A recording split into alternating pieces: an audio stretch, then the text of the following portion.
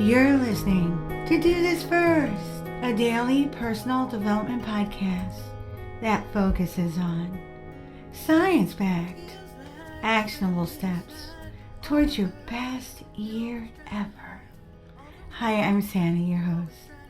Today we're unpacking the second installment of our new 10-part series, Autumn, a Time for Reflection. Yesterday we touched on the transitions that happen during autumn and how the themes of reflection and renewal are linked to the changes we see in nature during the fall. Reflection, however, can mean many things, like a reflection on the water or an action that can be seen as favorable or unfavorably linked to a person, group, or even entity. The way we're using the word is to think thoughtfully on something. You can ponder a past action, a past event, or a future decision, but it is done with the idea to glean insights. That is the key. I've heard several thought leaders say that reflecting is taking a step back in order to critically analyze and evaluate past thoughts and actions, among other things. But I have a different opinion. I see it as a necessary step forward. You're not going back when you revisit a past situation if you detach the emotional component and look at it objectively, almost like a scientist. When you relive the emotions when thinking about past impacts, then yes, that is a step back. It's almost like reliving whatever it is all over again, which is actually not reflection at all. It is actually called rumination. When a person repeatedly or even passively thinks about stressful situations, present and past, without focusing on lessons learned or possible solutions, they are engaging in rumination. In a study published in 2008 by E.R. Watkins, it shows that rumination is linked to depression, anxiety, and stress. In contrast, reflection is solution-based, and it's centered on potential positive outcomes. Reflection, when done correctly, can help us recognize destructive thought processes, actions, and overall behaviors that need to be addressed, and in some cases, eliminated. Reflection provides a way forward by learning not only from past actions and flawed assumptions, but also learning from other people's mistakes and successes, which we'll talk more about tomorrow. Rumination, on the other hand, is focused on negative feelings, negative thoughts, and negative events. It can lead to a pity party and an overall worsened outlook on life and your future. It can impel feelings of helplessness and even nihilism, leading to a downward spiral of negative thinking.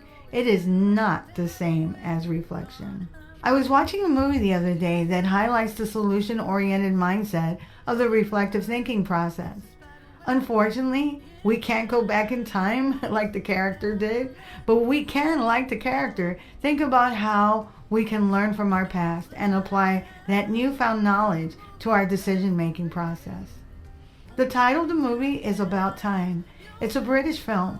It was directed by Richard Curtis, who you probably know for his work on 4 Weddings and a Funeral, Notting Hill, and Love Actually. The film features a predominantly British cast, and most of the production actually took place in the UK. The themes and humor also carry a distinctly British sensibility. It was released back in 2013. I included a clip on my blog post and linked it in the podcast notes as well. The premise is Tim Lake discovers that the men in the family have the ability to travel through time. They can only travel, though, within their own lifetime. And so Tim decides to use this gift to improve his life, particularly in his pursuit of love. Traveling in time and re-experiencing his missteps, Tim starts to appreciate the importance of the moments most of all. The movie explores the impermanence of life and the importance of one's actions and words as we continue to live life. The movie takes us on Tim's journey of personal growth and self-discovery. Some of the key scenes include Tim's discovery of time travel. His father actually reveals it to him as a family secret. Also, meeting the love of his life, Mary, is another key scene, as it is his love for her that moves the plot forward. Tim uses his time traveling skills to correct awkward and sometimes troubling situations, like when he met her parents, revealing both the power and the limitations of his ability. There are a couple of very tender moments with his dad, especially the ping pong scene. In the end, the message is about reflecting on better and more positive outcomes. The movie underscores the importance of reflecting with a solution-based mindset and then acting to ensure a more positive outcome. If you decide to watch the movie, there are a couple of questions that help me grasp the valuable lessons gleaned from the interactions of the characters. Firstly, how does Tim's ability to time travel affect his personal growth? What does the film suggest about the concept of the perfect moment? How do the relationships in the film between Tim and Mary and Tim and his dad, and also Tim and his sister, evolve with the influence of time travel? What is the film's ultimate message about life and time? I also found it incredibly helpful to note the subtle changes in Tim's approach to time travel as the film progresses. It is usually the subtle changes that have the most enduring impacts over time. It's what the late Jim Rohn called the compound effect. I personally enjoyed the blend of humor and inspiring moments which balanced the fantastical elements with relatable human experiences. The first half of the movie is not as great as the second half, I will say that. In terms of other time travel movies I've seen, this one is not cheesy, but it is fairly simple, very sentimental, and thoughtful. There are some father-son relationship dynamics towards the end that can make it hard to keep a dry eye. Moviegoers liked the movie as it grossed $87.1 million worldwide against a $12 million budget.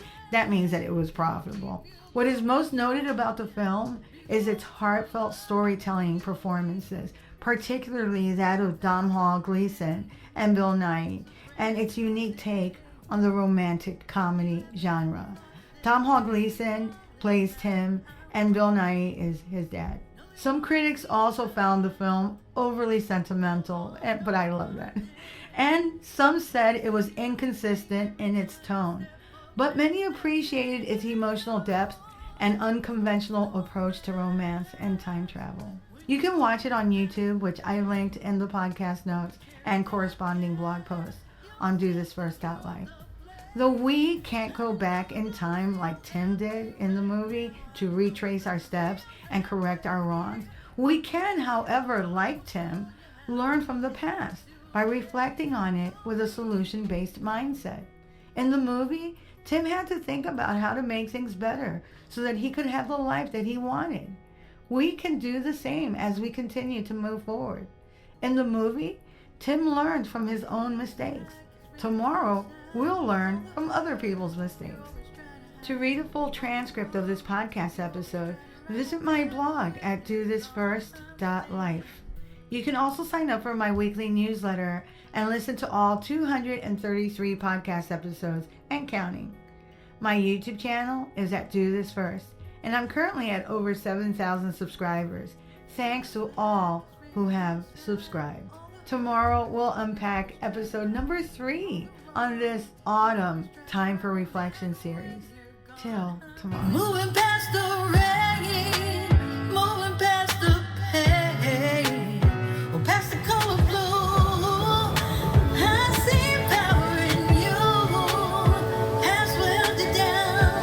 Look around, they can't be found. I see a champion in you.